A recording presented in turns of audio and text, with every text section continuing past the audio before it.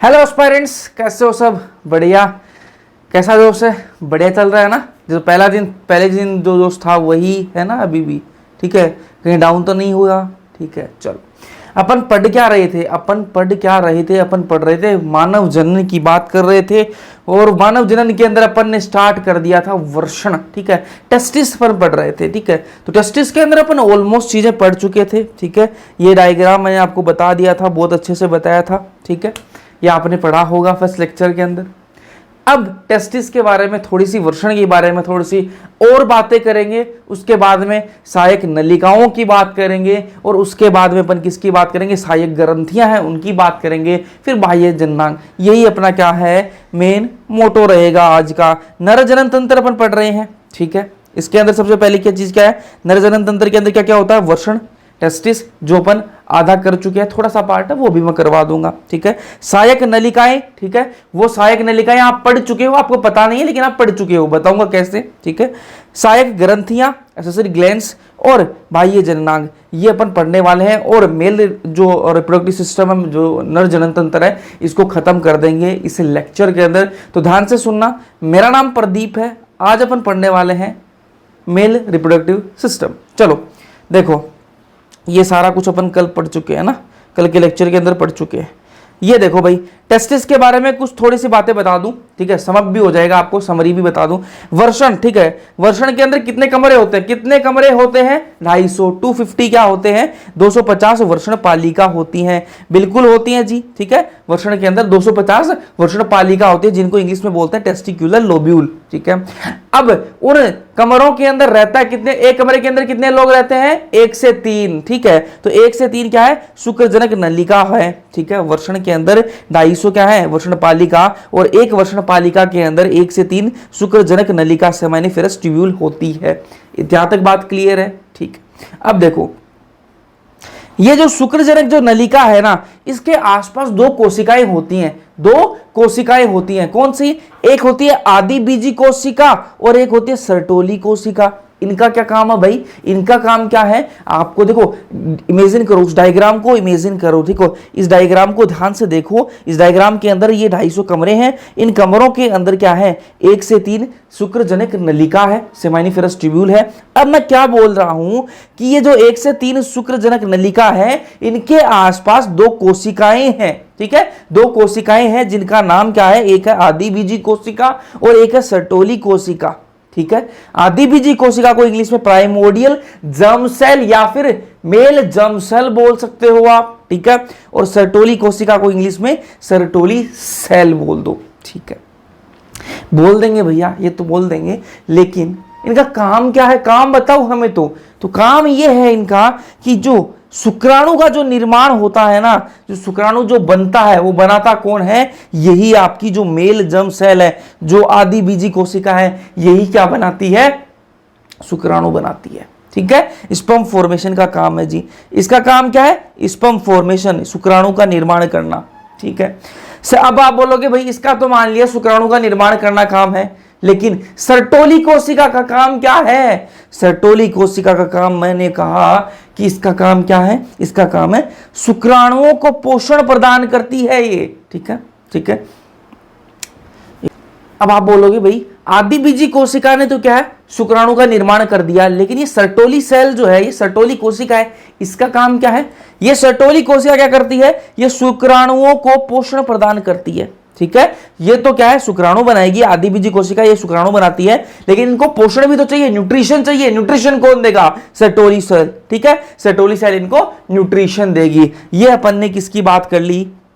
वर्षण की बातें करी। ठीक है, अब बात कर ले, एक चीज और इंपॉर्टेंट चीज है कि जो शुक्रजनक नलिकाएं हैं, ठीक है, ध्यान से सुनना। ठीक है, जो शुक्रजनक नलिका है, सेमाइनिफेरस ट्यूब्यूल के बाहरी क्षेत्र को अंतरालीय स्थान कहते हैं। ठीक है, देखो ध्यान से देखो, कमरा बना के दिखाता हूं। जो मैंने आपको बताया कि 250 कमरे होते हैं, वो 250 कमरे बनाकर दिखाता हूं कैसा कमरा दिखता है। ये एक कमरा है। ठीक है, ये एक कमरा है। ठीक है, क्या बोलेंगे इसको? टेस्टिक्युलर लोब्यूल, वर्षण, वर्षण। ठीक है, टेस्टिक्युलर लोब्यूल वर्षण पालिका है ये क्या है? वर्षण पालिका है, वर्षण पालिका। ठीक है, वर्षण पालिका है। ठीक है, अब मैंने कहा था कि एक कमरे के अंदर 1 से 3 क्या है? शुक्रजनक नलिका है। ठीक है जी, ये शुक्रजनक नलिका बना दूंगा मैं, ठीक है, 1 2 3, ठीक है। ये येलो कलर वाली क्या है, शुक्रजनक नलिका, इसका भी नाम लिख देता हूं यहीं कहीं, ठीक है, शुक्रजनक नलिका, नलिका। यहां तक बात समझ में आ गई आपको। ये जो है 250 कमरे के अंदर 1 से 3 क्या है, शुक्रजनक नलिका है, ठीक है। अब मैं क्या बोल रहा हूं, ये जो है यहां पर ये 3 है, इनके बाहर ये जो बाहर जो बच गया, जो स्थान बच गया ना, ये 3 जहां पर है, ठीक है, इन 3 के अलावा बाकी जो खाली स्थान बच गया ना, उसको क्या बोलेंगे, उसको बोलेंगे अंतरालीय स्थान बोलेंगे। शुक्रजनक नलिका के बाहरी क्षेत्र को अंतरालीय स्थान कहते हैं। यह शुक्रजनक नलिका है आपकी, इसके बाहर ये जो स्थान बच गया ना, इसको क्या बोलेंगे, इस स्थान को बोलेंगे क्या, अंतरालीय स्थान बोलेंगे। इंग्लिश में इसको इंटरस्टिशियल स्पेस कहते हैं। क्या बोलते हैं, इंटरस्टिशियल स्पेस बोलेंगे। ठीक बात है, ठीक बात है। अब ये इस अंतरालीय स्थान का काम क्या है, इस अंतरालीय स्थान के अंदर होता क्या है वो मैं आपको बता दूं। तो भाई इस अंतरालीय स्थान के अंदर क्या क्या होता है, इसमें छोटी रक्त वाहिकाएं होंगी। क्या है, छोटी छोटी रक्त वाहिकाएं होंगी। इसके अंदर क्या हो सकती हैं, इसके अंदर छोटी छोटी रक्त वाहिकाएं हो सकती हैं। ठीक बात है। और क्या हो सकता है इसके अंदर और क्या होगा, अंतरालीय कोशिकाएं होंगी। क्या होंगी, अंतरालीय कोशिकाएं होंगी। ठीक है। और क्या होगा, लेडिग सेल्स होंगी। क्या होंगी, लेडिग सेल्स। ये बहुत इंपॉर्टेंट है जी। ठीक है, आप ये भी बिल्कुल भूल सकते हो कि भाई छोटी रक्त वाहिकाएं, ये एक बार के लिए भूल भी जाना, लेकिन ये मत भूलना कि लेडिग सेल्स होती हैं। लेडिग सेल्स कहां होती हैं, यहां होती हैं, बिल्कुल यहां होती हैं। लेडिग सेल्स कहां होती हैं, अंतरालीय स्थान के अंदर होती हैं। वापस सुनो, नहीं समझ आया आपको, आ जाओ वापस आओ। क्या बोल रहा हूं मैं कि वर्षण के अंदर 250 कमरे होते हैं, जिनको क्या बोलते हैं, वर्षण पालिका बोलते हैं। एक वर्षण पालिका के अंदर, एक कमरे के अंदर कितने लोग रहते हैं, 3 लोग रहते हैं। कौन लोग रहते हैं, शुक्रजनक नलिका। ठीक है, ये 3 मैंने शुक्रजनक नलिका बना दी। ठीक बात है। अब ये 3 है, बाकी कमरे के अंदर जो खाली जगह बच गई उसके अंदर क्या होंगी, उसके अंदर छोटी रक्त वाहिकाएं होंगी, स्मॉल ब्लड वेसल्स होंगी। और क्या होगा जी, उसके अंदर अंतरालीय कोशिकाएं होंगी। ठीक बात है। और क्या होगा, उसके अंदर लेडिग सेल्स होंगी। ये बहुत इंपॉर्टेंट है। उस अंतरालीय स्थान के अंदर क्या होंगी, लेडिग सेल्स होंगी। यहां तक बात क्लियर है ना। ठीक है। अब ये लेडिग सेल्स का काम क्या है जी, ये लेडिग सेल्स, ये लेडिग जो कोशिका है, इसका काम क्या है, इसका काम बता दूं आपको मैं। ये क्या है, वर्षण हार्मोन का संश्लेषण और स्राव करती है। ठीक है, ये क्या करती है, वर्षण हार्मोन निकालती है और उसका क्या है, पहले तो जो संश्लेषण करती है भाई, संश्लेषण मतलब बनाती है। वर्षण हार्मोन जो है, टेस्टिकुलर जो हार्मोन है, उसको बनाती है और उसके बाद में उसको सिक्रीट भी करती है, स्राव भी करती है उसका। ठीक है। अब ये वर्षण हार्मोन कौन सा है, इसको क्या बोलेंगे, एंड्रोजन्स बोलेंगे। क्या बोलेंगे, एंड्रोजन। यहां तक बात क्लियर है, क्लियर है। ठीक है। लेडिग सेल्स कहां होती है, अंतरालीय स्थान के अंदर होती है। अंतरालीय स्थान किसको बोलेंगे, जो खाली जगह बच गई थी ना, उसको बोलते हैं अंतरालीय स्थान। बात दिमाग में घुस रही है ना। ठीक है, चलो आगे चलते हैं। अब एनसीईआरटी के अंदर 2 हार्मोन्स की बात कर रखी है। कौन कौन से हार्मोन है, एक है एलएच, एक है एलएच और एक है एफएसएच। ठीक है, ये एलएच क्या है, एफएसएच क्या है। एलएच फुल फॉर्म याद रखो, एलएच को क्या बोलते हैं, ल्यूटेनाइजिंग हार्मोन, और एफएसएच फॉलिकल स्टिमुलेटिंग हार्मोन। ठीक है। एलएच जो है, ये इसका काम क्या है, इस हार्मोन का काम क्या है, ये भैया काम करता है लेडिग सेल्स पर काम करता है। लेडिग सेल का काम अभी मैंने आपको बता दिया। ठीक है, लेडिग सेल का काम मैंने आपको बता दिया कि भाई ये लेडिग सेल बनाती है वर्षण हार्मोन। ठीक है, ठीक है। और ये एलएच जो है, ये क्या करेगा, एलएच जो है ये इस पर काम करेगा। ठीक है, ये इस पर काम करेगा। ये एलएच हार्मोन जो है वो काम करेगा किस पर, लेडिग सेल पर काम करेगा और इससे क्या है, वर्षण हार्मोन निकलवाएगा। बात क्लियर है। ठीक है। अब एफएसएच की बात कर लेते हैं। ठीक है, फॉलिकल स्टिमुलेटिंग हार्मोन की बात कर लेते हैं। ये फॉलिकल स्टिमुलेटिंग हार्मोन क्या करता है, ये सर्टोली सेल पर काम करता है, सर्टोली कोशिका पर काम करता है। सर्टोली कोशिका नाम सुना है ना, अभी थोड़ी देर पहले बताया था मैंने आपको कि सर्टोली कोशिका क्या करती है, शुक्राणुओं को पोषण प्रदान करती है। तो वो एफएसएच जो है वो इस पर काम करेगा और क्या है, शुक्राणुओं को जो पोषण प्रदान करने में क्या है, इसकी मदद करेगा। ठीक है, तो ये इस पर काम करेगा, किस पर, सर्टोली कोशिका पर, कि भाई तू शुक्राणुओं के लिए ज्यादा से ज्यादा न्यूट्रिशन निकाल। ठीक है, यहां तक बात क्लियर होगी। एलएच एफएसएच समझ में आ गया होगा आपको। ठीक है, तो ये वर्षण की बातें कर ली। अपन को नर जनन तंत्र के अंदर क्या क्या पढ़ना था, वर्षण पढ़ना था।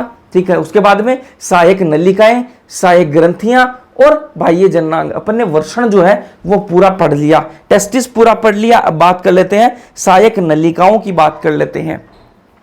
और मैंने एक बात बोली थी आपको कि आप सहायक नलिकाएं जो हैं वो पढ़ चुके हो, आपको पता नहीं है लेकिन आप पढ़ चुके हो। अब बताता हूं कैसे पढ़ चुके हो आप। मेल एसेसरी डक्ट जो है वो आप पढ़ चुके हो। क्या कौन कौन सी होती हैं? वर्षण जाल, ठीक है, रेटिटेस्टिस, नाम सुना लग रहा है ना। अगर आपने फर्स्ट लेक्चर देखा है तो आपको पता है जी, नाम सुना लग रहा है, वर्षण जाल, ठीक है। शुक्रवाहिका, वास डिफरेंशिया, नाम सुना लग रहा है, ठीक है। अधिवर्षण इपिडिडाइमिस, ये भी नाम सुना लग रहा है, ठीक है। शुक्रवाहक, वास डेफरेंस, ठीक है, ये भी नाम सुना लग रहा है। तो अपन ये ऑलरेडी पढ़ चुके हैं। कहां पढ़ चुके हैं?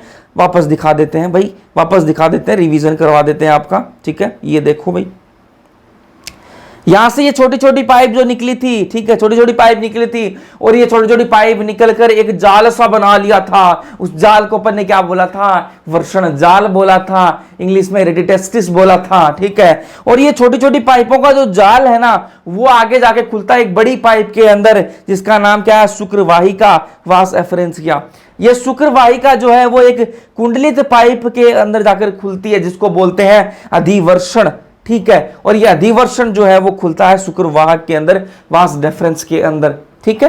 तो ये सारी क्या हो गई? आपकी सहायक नलिकाएं हो गई। तो ये आप ऑलरेडी फर्स्ट लेक्चर के अंदर ही पढ़ चुके थे, ठीक है।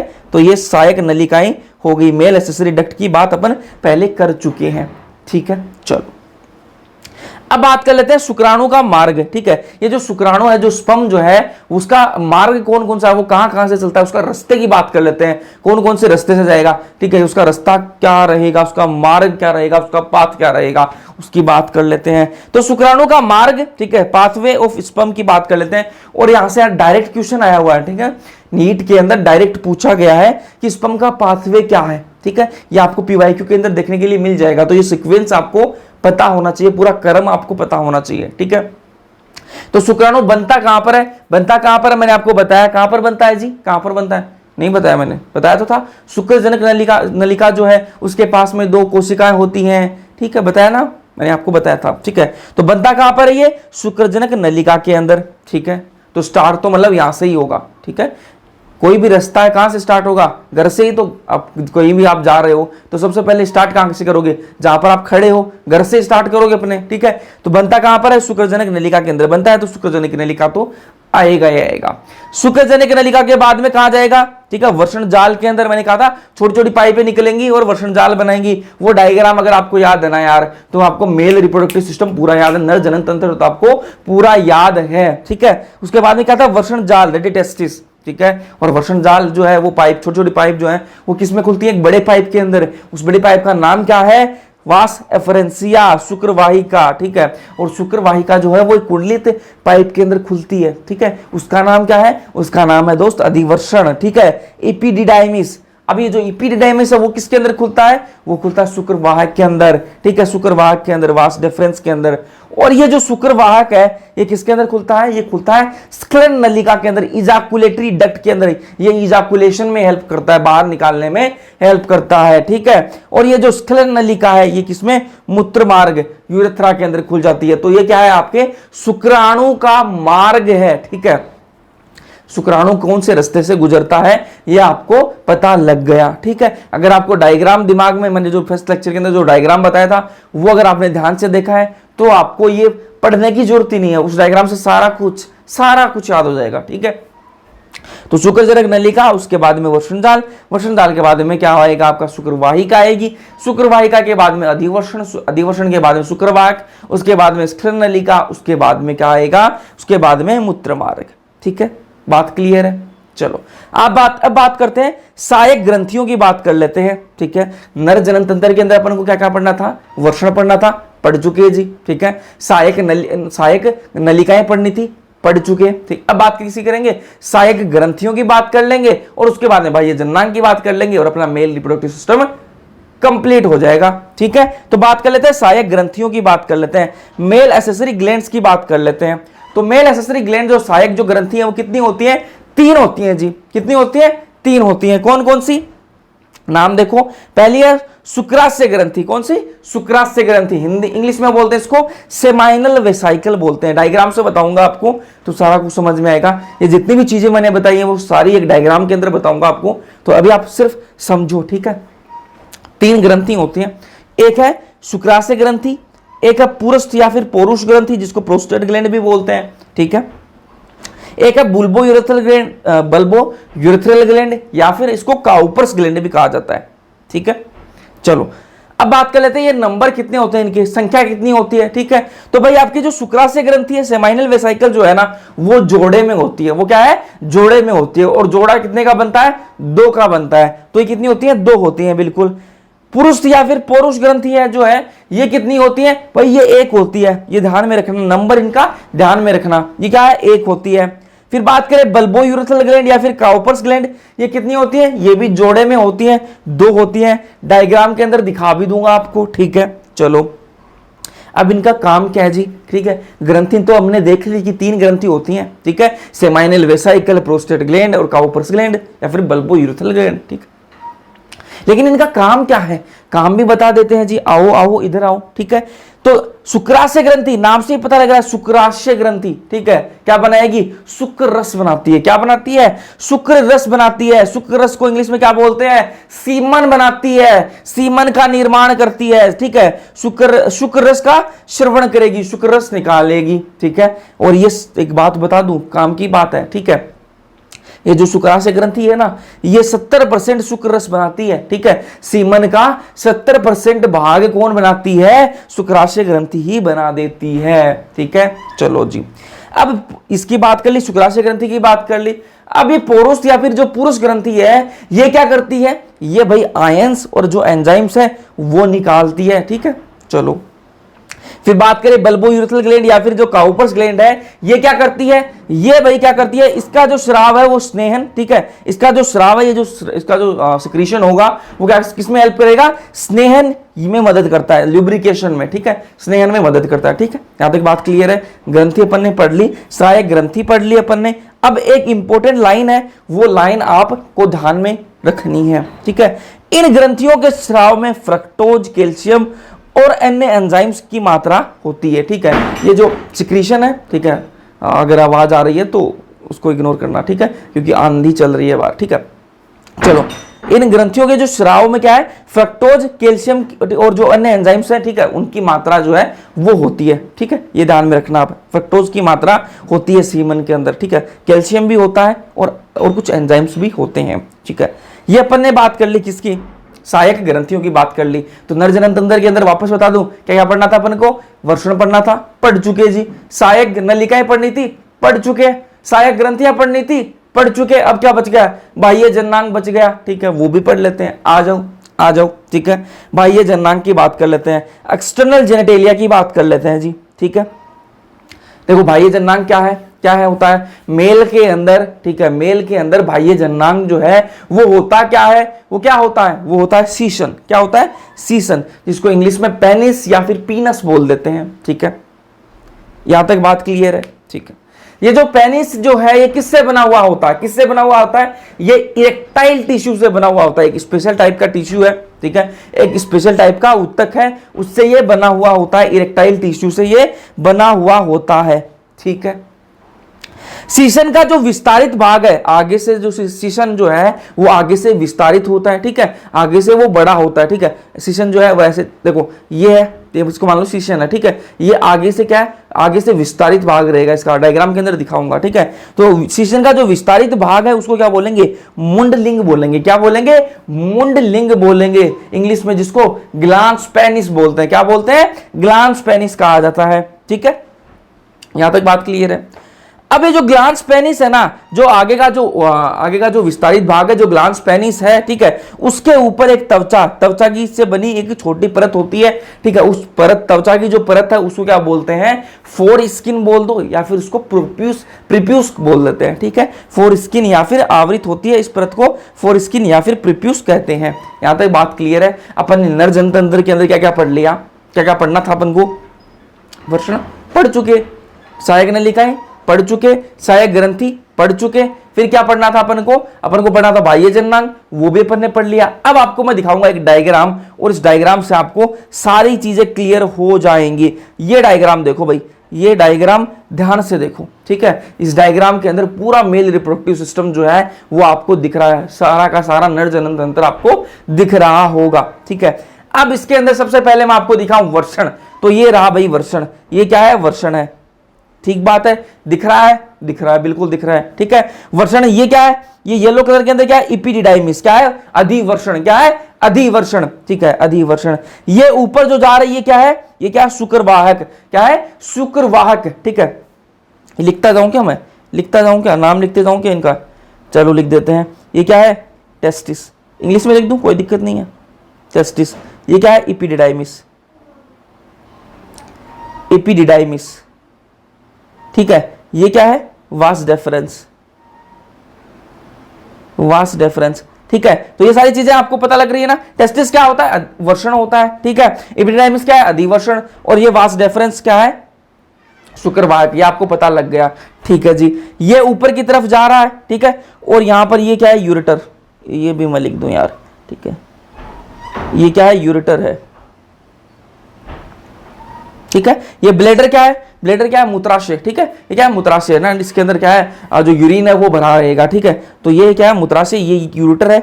ये यहां से वास डेफरेंस गया, ठीक है, शुक्रवाहक जो गया वो इसके ऊपर से ऐसे लपेट के, ठीक है, ऐसे उसके ऊपर से, और इधर आएगा और यहां पर कनेक्ट हो जाएगा। सेम ऐसे ही ये भी ऐसे आएगा, ये कनेक्ट हो जाएगा, ठीक है। यहां तक तो बातें क्लियर हैं, ठीक है। तो आपको क्या है, वर्षण दिख रहा है, आपको सहायक नलिकाएं आपको दिख रही हैं, बिल्कुल ये रही सहायक नलिका आपको पूरी दिख रही है, ठीक है। अब आप बोलोगे भैया हमें सहायक ग्रंथि नहीं दिख रही है, हमें ग्रंथि दिखा दो हमें, ठीक है। तो भैया आ जाओ, ग्रंथि भी दिखा देता हूं, आ जाओ ग्रंथि दिखा दूं, ठीक है। तो ये वाली क्या है, ये क्या है, आपकी सेमाइनल वेसाइकल, सेमाइनल वेसाइकल है, ठीक है, सेमाइनल वेसाइकल। और मैंने आपको बताया था कि सेमाइनल वेसाइकल मतलब शुक्राशय ग्रंथि, ठीक है। तो सेमाइनल वेसाइकल जो शुक्राशय ग्रंथि है वो कितनी होती है, 2 होती हैं जी, ठीक है। तो 2 है ना, 1 और ये 2 हैं, बिल्कुल, ठीक है। अब आप बोलोगे भैया आपने तो एक ही ग्रंथि दिखाई हमें, ग्रंथि आपने तो 3 बताई थी, आ जाओ 2 और दिखा देता हूं, 2 और दिखा देता हूं, आ जाओ, ठीक है। ये कौन सी है आपकी, ये कौन सी है आपकी, प्रोस्टेट ग्लैंड, प्रोस्टेट ग्लैंड जो आपको स्काई ब्लू कलर में दिख रही है ना, वो कौन सी है, प्रोस्टेट ग्लैंड, पुरुष या फिर पुरुष ग्रंथि जिसको बोलते हैं, वो क्या है आपकी, बोलोगे इसका नंबर कितना होता है, 1 होता है। आपको 2 दिख रही होंगी, एक इस साइड में, एक इस साइड में, लेकिन ये एक ही है, ठीक है। जो ये ट्रांसफर सेक्शन है, ठीक है, डायग्राम जो है वो ट्रांसफर सेक्शन है, इसलिए आपको दोनों साइड में 2 दिख रही है, बाकी होती है एक ही है, ठीक है, ये ध्यान में रखना। चलो आपको 2 ग्रंथि दिखा दी, अब तीसरी ग्रंथि भी दिखा देता हूं आपको। तीसरी ग्रंथि कौन सी है, बल्बो यूरेथ्रल ग्लैंड, कौन सी, बल्बो यूरेथ्रल ग्लैंड, ये रही आपकी कौन सी, बल्बो यूरेथ्रल ग्लैंड, ठीक है। इसका नंबर कितना होता है जी, 2 होता है, 2 मेरे को दिख भी नहीं, एक ये रही, 2 है, बिल्कुल है जी, ठीक है। अब आपको हमें क्या दिखा दो, इरेक्टाइल टिश्यू दिखा दो, ठीक है। आपने कहा था कि जो सीसन है, जो पेनिस है, वो एक स्पेशल टाइप के इरेक्टाइल टिश्यू से बना हुआ होता है, तो वो भी दिखा देते हैं भाई, वो भी दिखा देते हैं। हमने तो सब कुछ बना रखा है इसके अंदर। तो ये जो आपको रेड कलर के अंदर दिखा रखा है, ये क्या है, इरेक्टाइल टिश्यू, इरेक्टाइल टिश्यू। अब मैंने कहा था कि सीसन का जो आगे का विस्तारित भाग है उसको क्या बोलते हैं, मुंडलिंग बोलते हैं या फिर ग्लांस पेनिस बोलते हैं। इसमें आप डायग्राम में ध्यान से देखो, ये सीसन है, इसका जो आगे का जो ये भाग है, ये क्या है, विस्तारित भाग है, क्या है, विस्तारित भाग है। इसको क्या बोलते हैं, इसको बोलते हैं दोस्त ग्लांस पेनिस। क्या बोला जाता है इसको, ग्लांस पेनिस कहा जाता है इसको,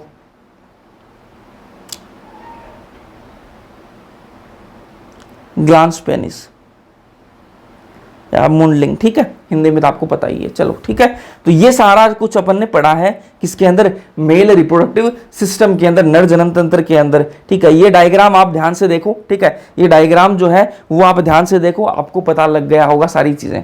वापस से रिपीट करूं एक बार, ठीक है। इसके अंदर आपको क्या दिख रहा है,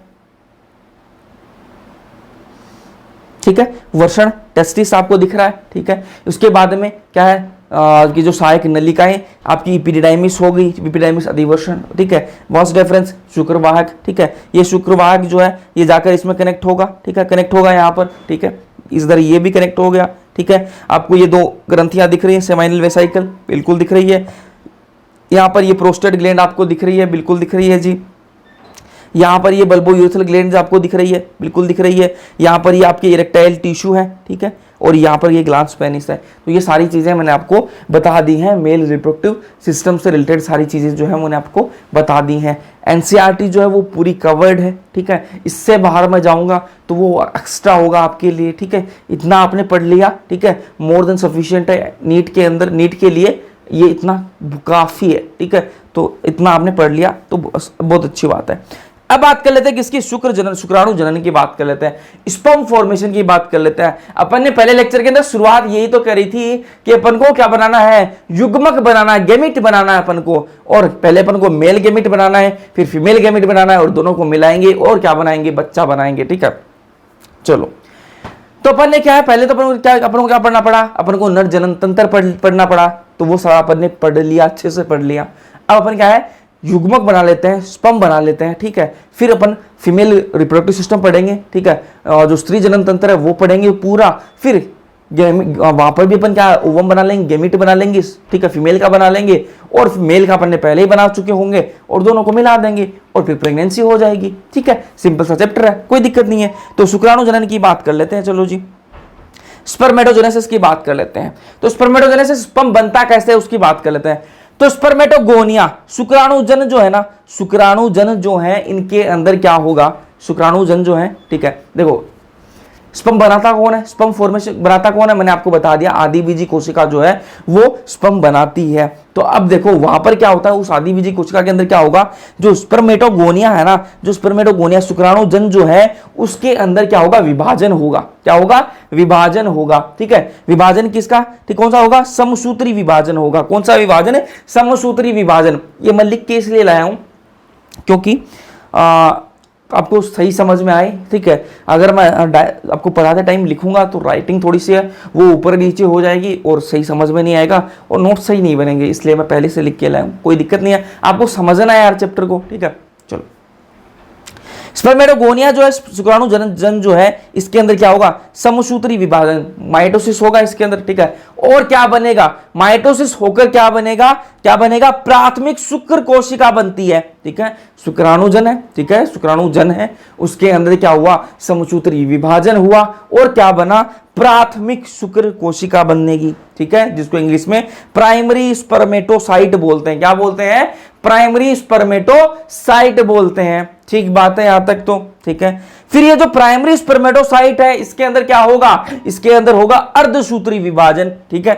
ये समसूत्री विभाजन, अर्धसूत्री विभाजन क्या होती है, इनको डिटेल में पढ़ेंगे अपन 11th क्लास के अंदर, ठीक है। और आप नॉर्मल जानते हो क्या होता है, ठीक है।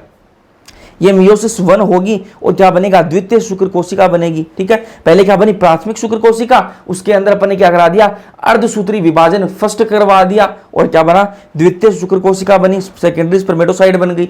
अभी जो सेकेंडरी स्पर्मेटोसाइट है इसके अंदर क्या कराएंगे अपन, द्वितीय अर्धसूत्री विभाजन करवाएंगे, मियोसिस सेकेंड करवाएंगे और क्या बनेगा, पूर्व शुक्राणु बनेगा। क्या बनेगा, पूर्व शुक्राणु बनेगा, ठीक है। और ये पूर्व शुक्राणु क्या बोलते हैं, स्पर्मेटिड बोलते हैं। इसके अंदर क्या होगा, शुक्र कायांतर प्रक्रिया होगी, ठीक है, शुक्र कायांतर प्रक्रिया होगी और क्या बन जाएगा, शुक्राणु बन जाएगा, स्पर्मेटोजोवा बन जाएगा। अब शुक्राणु बन चुका है, ठीक है। तो शुक्राणु दिखता कैसा है, उसकी देखो, शुक्राणु जो है वो कुछ ऐसा दिखता है। स्पर्म जो है ना, जो है ये स्पर्म का डायग्राम है, ठीक है। स्पर्म का जो स्ट्रक्चर है वो कुछ ऐसा दिखता है, ठीक है, दिख रहा है, ठीक है। तो इसके अंदर आपको देखो इंपॉर्टेंट चीज क्या है, इंपॉर्टेंट चीज क्या है वो मैं बता दूं आपको, ठीक है। ये ऊपर क्या क्या है, हेड है इसका, ठीक है, शीर्ष जिसको बोल रखा है, ठीक है। ये क्या है, इसकी यहाँ पर नेक है, ठीक है, और ये मध्य खंड है, ठीक है। मध्य खंड में क्या है, यहाँ पर क्या माइटोकॉन्ड्रिया भरे हुए हैं। माइटोकॉन्ड्रिया आप सब जानते हो क्या होता है, स्टोर हाउस होता है, पावर हाउस होता है, ठीक है। क्या है, इसके अंदर ऊर्जा होती है, शक्ति होती है। तो इसको ऊर्जा शक्ति क्यों चाहिए भाई, इसको इसलिए चाहिए जब कोइटस होता है, जब सेक्सुअल इंटरकोर्स होता है तो क्या होता है, बहुत सारे स्पर्म निकलते हैं, बहुत सारे स्पर्म निकलते हैं। और फर्टिलाइजेशन तो कोई, निषेचन तो कोई एक ही स्पर्म कर पाएगा, ठीक है। मिलियंस में स्पर्म निकले, ठीक है, और किसी एक को आगे पहुंचना है तो क्या दौड़ लगानी पड़ेगी, दौड़ लगाएंगे तो क्या ऊर्जा की जरूरत पड़ेगी, तो ऊर्जा की कहां से आएगी, ये माइटोकॉन्ड्रिया जो है ना ये इसको ऊर्जा देता है, किसमें, भागने में, ठीक है, इसको भागना पड़ेगा, इसको भागना पड़ेगा, ठीक है। अगर इसको अगर क्या है फर्टिलाइजेशन में पार्टिसिपेट करना है, अगर इसको निषेचन में पार्टिसिपेट करना है तो इसको भागना पड़ेगा और सबसे आगे पहुंचना पड़ेगा बाकी और स्पर्म जो है उनसे, ठीक है। तो इसके लिए क्या है, इसके अंदर माइटोकॉन्ड्रिया जो है वो भरे हुए हैं और ये क्या है ऊर्जा प्रदान करते हैं, ठीक है। ये जो नीचे क्या है, पूंछ है, पूंछ किस में हेल्प करती है, पूंछ ऐसे तैरने में, जल्दी जल्दी भागने में हेल्प करती है, ठीक है। पूंछ जो है वो ऐसे ऐसे करेगी और जल्दी जल्दी ये भाग के आगे तैरता हुआ जाएगा, तो तैरने में हेल्प करेगी ये, ठीक है। और इसके अंदर यहां पर एक है अग्रपिंडक, ठीक है, ऊपर ये अग्रपिंडक जो है ना इसको इंग्लिश में बोलते हैं एक्रोसोम। ये अग्रपिंडक जो है ये इंपॉर्टेंट चीज है, आगे मैं आपको जब फर्टिलाइजेशन बताऊंगा तब पूछूंगा आपसे, ठीक है। तो ये इंपॉर्टेंट चीज है, ध्यान में रखना है इसको।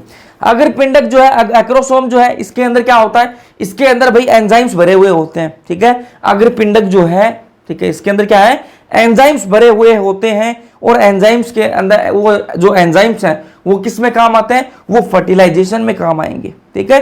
किस में काम आएंगे, फर्टिलाइजेशन में काम आएंगे, ठीक है। तो ये अपना जो मेल रिप्रोडक्टिव सिस्टम है वो पूरा कंप्लीट है यार, ठीक है। स्पर्म का फॉर्मेशन भी अपन ने देख लिया, स्पर्म बन गया, गेमीट तैयार है, मेल का गेमीट तैयार है, ठीक है, मेल का जो युग्मक है वो तैयार है अपना। अब अपन को क्या करना है इस चैप्टर के अंदर, फीमेल रिप्रोडक्टिव स्ट्रक्चर पढ़ना है, ठीक है, जो स्त्री जनन तंत्र है वो पढ़ना है अपन को, और फीमेल का गेमीट बनवाना है, फिर दोनों का फर्टिलाइजेशन करवाना है, ठीक है। तो मेरे ख्याल से 2 लेक्चर का ये चैप्टर और है, उसके बाद में चैप्टर खत्म हो जाएगा। इस लेक्चर के अंदर अपन इतना ही पढ़ेंगे, बाकी पढ़ेंगे अपन नेक्स्ट लेक्चर के अंदर। जो जिनको लग रहा है कि हाँ लेक्चर छोटा है, ठीक है, तो वो मेरे पे छोड़ दो यार, है ना। आपको सिलेबस करवाना है, ठीक है, आपको समझ में आ रही है चीजें तो बहुत अच्छी बात है ना, ठीक है। सिलेबस करवाना टाइम पर वो मेरा काम है, आप वो मेरे पे छोड़ दो कि लेक्चर छोटा है कि बड़ा है, वो सारी चीजें मेरे पे छोड़ दो, है ना। तो उसकी टेंशन मत लो आप बिल्कुल भी। कुछ लोग बोल रहे कम से कम 1 घंटे का लो, 1 घंटे का लूंगा तो मैं खत्म कर दूंगा जल्दी जल्दी, है ना। तो आपको मैं अक्टूबर ही नहीं पकड़ूंगा, तो आराम से चलने दो, ठीक है। लेक्चर छोटा कुछ भी नहीं है। अगर आपको समझ में आया तो कमेंट सेक्शन में कमेंट कर देना, और अब सबके नाम मुझे कमेंट सेक्शन में दिखने चाहिए, ठीक है। वीडियो पसंद आए लाइक कर देना, चैनल को सब्सक्राइब किए बिना देख रहे हो तो सब्सक्राइब कर लेना। बाकी मिलते हैं नेक्स्ट लेक्चर के अंदर, तब तक के लिए सारे पढ़ते रहो।